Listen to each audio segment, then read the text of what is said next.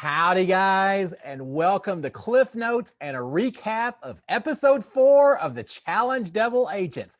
Now, we didn't have an episode last week between Christmas and New Year's. The challenge took a week off. Long wait, but this episode made the wait more than worth it. Quite the episode we're going to be talking about this evening. But before we do, let's just do a quick refresher on what happened 2 weeks ago, the last episode, episode 3. So just as a reminder, it was a men's elimination challenge. We had Wes versus Devin in a tug-of-war type competition. We lost Wes as a result of that. Devin won the competition, so he now has a gold skull. Not only, though, did we lose Wes, but we also lost Nicole to injury. And as we're going to find out this evening, we also lost Liv to injury. 2 different women that were lost as a result of the roadkill competition from that episode. So we lose Wes, we lose 2 women, and at the same time, Devin also shook up the very end of that episode because after he won his gold skull, he then grabbed Tori as his new partner. Devin and Tori don't get along with each other, but he grabbed her, as he talks about in this episode. Stay close to your friends, keep your enemies even closer. And that's what he did in grabbing Tori. So really interesting to see how that pans out tonight. And we're going to find out. We certainly will. Now, before we start talking about any competitions or anything else going on tonight, the big question of the evening, really, I think, is going to be, is this week going to be a guys elimination or ladies elimination this week? Last episode, guys were eliminated. You would think maybe they'd go back to the ladies this time, but we lost 2 women. So we're still down 1 more woman than we are men, which kind of makes you think maybe it could be men as well. No one knows, and that's going to play into consideration when the contestants are voting people into the elimination arena, because no one knows. No one at all. All right, so we see everyone get back from the competition. Devin's very excited. Devin, we could even call him just a little bit arrogant at this point in time now that he has the skull. He immediately starts going after Amber M. And I really had to kind of look back and say, I don't even remember who this is. Amber M was on Are You the One? I can't remember. One of the dating reality shows. And is a newbie. We don't know that much about her, but Devin's really going after her. And I'm a little bit surprised because I didn't see that they'd had beef beforehand. But because he has done that, he now has Nelson upset with him because Nelson and Amber M are partners. I'm just not sure I see it yet, but I got to say this. Devin is quite the strategist. I feel like he's playing a very sneaky game and going after her like that. It almost seems like he's trying to intentionally antagonize a few people that he doesn't feel that threatened by, just to force other people to maybe take sides, declare sides, which he's now done by Nelson kind of getting upset with Devin. It seems like they're at odds with each other. But yeah, it caught me a little off guard when he immediately really launched after Amber M and talked about how little she deserved to be in the house. A little tough, but again, I think Devin is quite the strategist, so we'll see how that pans out as we go forward in the season. So we go to the first competition to determine who the power couple is, the top agents for this week are going to be. It's a drone control challenge, flying a drone through lava tubes underground in Iceland. One person controls the drone. The other one is wearing a virtual reality headset so they can actually see where the drone's going, and they have to then convey directions to the person who's actually flying the drone itself. Now, this is my kind of challenge. If I was on the challenge, I would see this and immediately say, here we go. This is it for me. First of all, I love caving. I love cave exploration. I've done it in the past. So just being down underground and looking at the caves and everything, it was really cool. I loved watching it.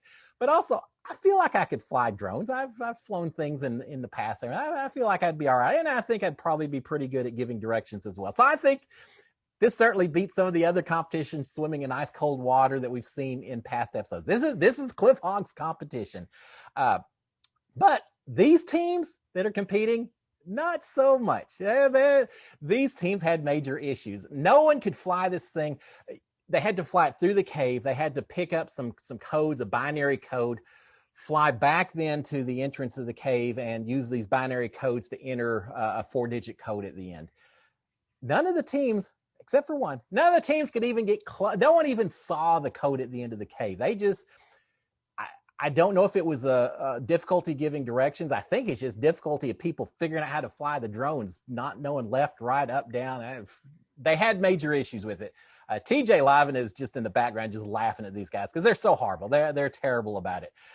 All I got to say is, thank God they're just flying drones inside a cave and they're not in a car with one person driving, the other one giving directions or anything, or we'd lose half the teams in this challenge because they were horrible about it. Except for Tori and Devin. Again, Devin just won last week. He grabbed Tori as his partner. They are the only ones to even finish this challenge. They get the code, they bring back, they type it in, so they win. They are the only ones. So they are the agents in charge this week. It's kind of interesting because they don't even like each other. There's some questions about, is one or the other going to throw this challenge in the very beginning, but they don't. They both look like they're wanting to win, play the game, and they fight hard through the very end. They do show they both want to win. But now that they've won, who do they want to put up? Devin doesn't want to volunteer since he already has his skull. There's zero incentive for him to go back down into the elimination arena and risk his place in the game. He talks about that he's planning on either throwing in a Big Brother player. He's got a thing against Big Brother players. It makes me not want to cheer for Devin, but I admire his gameplay. But he's going to go after either a microphone. All right. Sorry, guys. We're going to just delay a little bit while I do it. All right. Because I don't want y'all to miss out on anything I'm talking about. That wouldn't be fun, now would it? I'm just going to hold it like this. So Devin obviously does not want to go up, but he's playing on either the Big Brother player or someone who's had beef with beforehand, which, yeah, Josh is kind of fits both of the Venn diagram. Josh has had beef with Devin, and he's a Big Brother player. So Josh is certainly feeling threatened. Amber M is worried as well because Devin's already called her out. And so she's worried that she could go up as well. But that's from Devin's standpoint. From Tori's standpoint, who would she want to put up? She mentioned the fact she's thinking she wants to go after a rookie, someone that's not much of a threat. And she mentions Amber M as well, with the idea that if Amber M goes into the competition, into the elimination arena, Tori wants to volunteer herself because she feels like Amber M's her best chance to win the competition, get her skull, and advance forward. It makes sense, and props to Tori for finally having someone volunteer or wanting to volunteer to go into the elimination arena and grab one of these skulls. Now, is it going to work out or not? We're going to find out, but at least she's thinking that direction, how she wants to go. So here's a question. And we'll find out a little bit later, but do Tori and Devin have to declare whether they're going into the elimination arena or not before they know if it's a men or women's elimination this week? Because it's going to make a huge difference which way it is. Obviously, if it's a men's elimination, Devin wants nothing to do with it. If it's a women's elimination, then Tori probably wants to go into the ring. If they don't know ahead of time, how do they figure it out? And we're going to see how that works at the end of the thing. So Josh, and then Josh wants, again, he's had beef with Devin already beforehand. Josh wants Jay and Teresa to get voted in by the house, and then Josh is saying he wants to go up against Jay. I'm not sure why. Josh just seems like he's very emotional against Jay. He talks about the fact he just doesn't trust the guy, even though Jay and KC seem pretty tight, and Josh and KC should be tight and have said they are. But Josh just has a thing against Jay. I don't think he's playing very logical when it's not even that he doesn't trust Jay, but he's very vocal that he's not comfortable with Jay. Why would you go out of your way to make enemies like that? But Josh has done it. Josh is just being Josh. So that's where we're at when it comes down to the house vote itself. And again, I got to ask, why is everyone so reluctant to go in when you know that there's only 10 skulls that are going to be available for people going to the finals? You're going to have to go in at some point in time, but everyone is very much hands off. I don't want to go in. I don't want to go in. But someone has to go in. Now, it's interesting. At one point, Josh is asking, I can't remember who asked him. I can't remember, maybe Nelson, but I don't know. Anyway, Josh is asked, say, hey, Josh, who would you want to go against with the knowledge that Devin wants him in? Because Josh has said, hey, I think Devin's going to put me up. So they're saying, okay, Josh, assuming Devin puts you up, who do you want to go against? And Josh is pretty smart. He says, nah, I'm not going to throw anyone under the bus. I'm not going to say any names. at all. And I think that's probably the smart answer for that. But eventually we see everyone voting, and it seems like everyone is either voting for Jay and Teresa, for Amber, M, and Nelson, Kyle or Cam, or Fessy and Anissa. Those are the 4 couples that I saw. But the actual winner, as revealed to Tori and Devin, is Amber and Nelson. Amber, M, and Nelson. They get 12 votes cast against them. And I thought it was interesting, of those 12 votes, 9 of them were women. And I really think that these are all voters who are assuming it's a woman's elimination, and they're willing to let Tori have her chance, I assume, to go up against Amber M. So 9 of the 12 votes are the women voting Amber and Nelson in.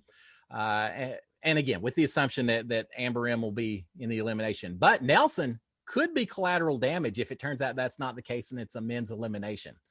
So now we get to just a little bit of a discussion on who Devin and Tori sends home, how they want to do it. And it gets back to Devin doesn't want to go up there. Tori wants to go up there. It's not really going to be resolved until we get to the elimination arena itself.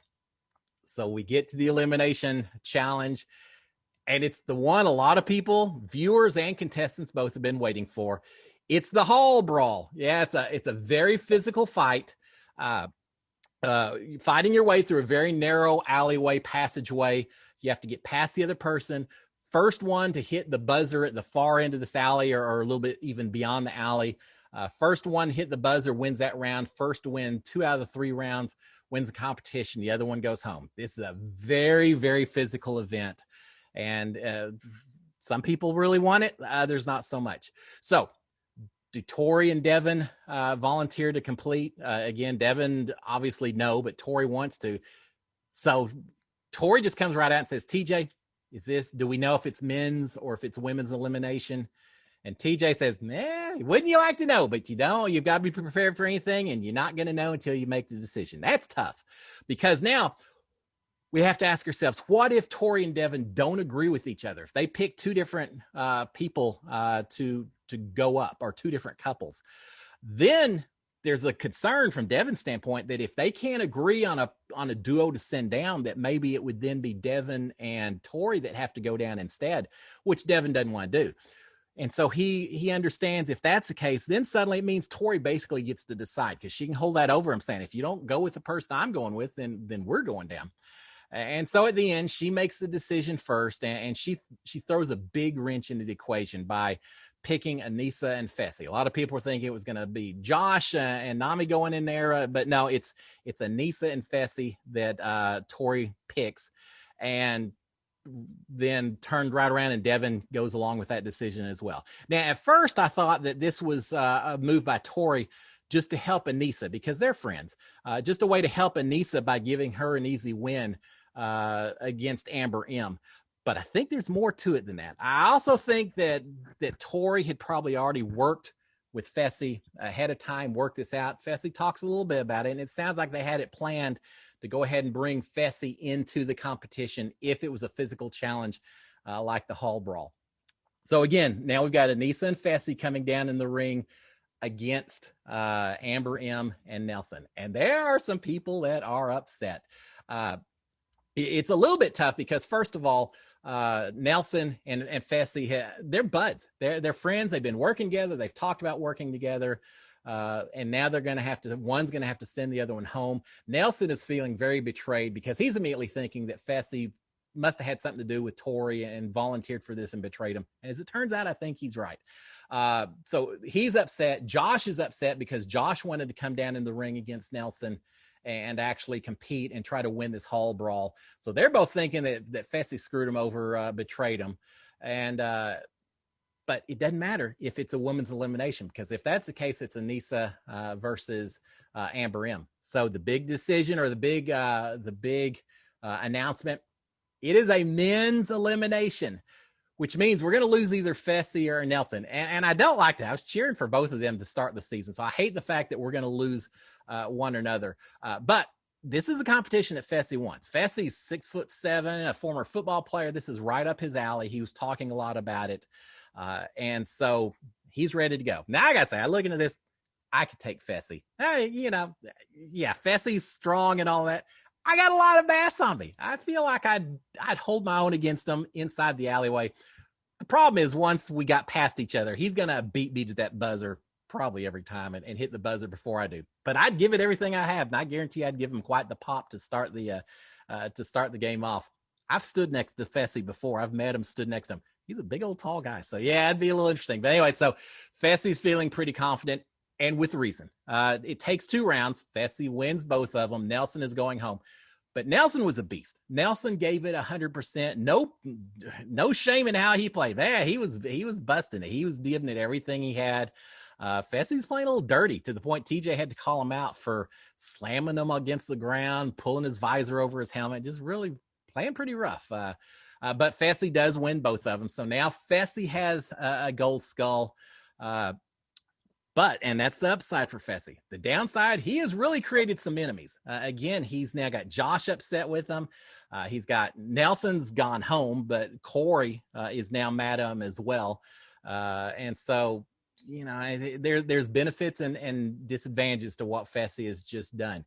But it doesn't end right there, because now Fessy has to pick, has the choice to pick his new partner. He can either stay with Anissa or he can pick someone else. Well, we've already seen that Fessy has said he doesn't think Anissa has the endurance for him really to want to stay with her.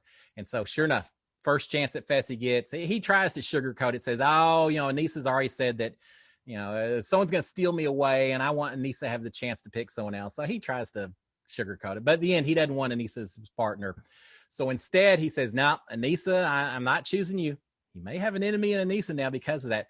And instead he steals Casey from Leroy, which now makes Leroy mad at Fessy. So Fessy's just stacking up the enemies throughout this whole episode. But now we've got a team that's really strong of KC and Fessy. They're a power duo. They're going to be tough, but he also has some enemies as well. So from Casey's standpoint, I'd be a little bit nervous having Fessy there with me as well, because I think some people are going to be trying to target him as well. Just because he has a skull doesn't mean that he's going to keep it. Now, with all that in mind, I was thinking a little bit about the strategies for this week and the way things worked. We saw this week Devin and Tori having some conflict because one had the skull and the other one didn't. And what does that mean when you're deciding whether to go into the arena or not or anything? Are we not going to have the same situation now with Fessy and KC? He's got a gold skull. Casey does not. We're going to get to a point where Casey is going to she's going to ask to go into the ring. And if they don't know if it's a men's or women's elimination that particular week, it could threaten Fessy just because Casey's going to have to take the chance, which is going to, again, create perhaps issues for Fessy. He doesn't want to go into the ring anymore if he doesn't have to. Does it maybe not make more sense to, instead of having picked Casey, to pick Natalie? If you're Fessy, she's a strong competitor. She's a badass. Natalie is a great competitor. And if Fessy had picked Natalie, she already has a gold skull as well. Neither one of them, if they were a duo and they ever get power again, neither one of them would ever want to volunteer to go into the ring. So it seems like picking someone else that also has a gold skull may provide a little more protection for you going forward. But Fessy doesn't do it. He picks KC. So we'll see how that turns out.